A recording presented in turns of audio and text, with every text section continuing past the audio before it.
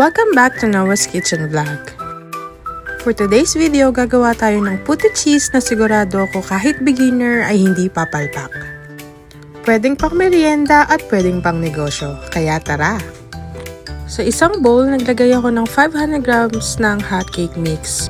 Pwede kahit anong brand. And then after that, naglagay ako ng 4 na sachet ng milk powder.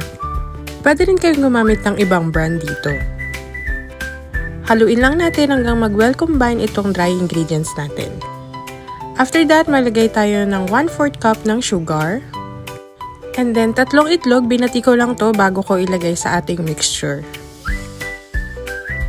So haluin lamang natin ng mabuti at maglagay tayo ng 1/3 cup ng oil. Pagkatapos, pwede na tayo maglagay ng mga 2 cups ng water. So, dahan-dahan lang yung paglagay ko and gradually lang nating haluin ng mabuti hanggang mag-combine itong ating mga ingredients.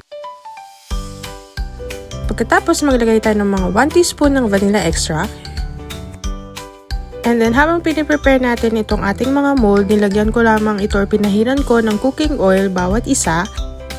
Nagpapakulo na ako para sa ating steamer. Make sure lang na kulong-kulo na yung tubig before nyo ilagay itong mga mixtures. So, maglagay tayo ng mga 1/3 cup dito sa ating mold since small lang yung aking container. So, wag nating punuin ang ating container kasi aalsa pa ito. Pag ready na ang lahat, pwede na natin siyang i-steam. So, hayaan lamang natin siyang i-steam ng about 8 minutes. So, after 8 minutes, pwede natin buksan para maglagay ng cheese sa ibabaw. So, pwede kayong gumamit ng mga kahit anong brand ng cheese. Mas maganda kung quick melt cheese.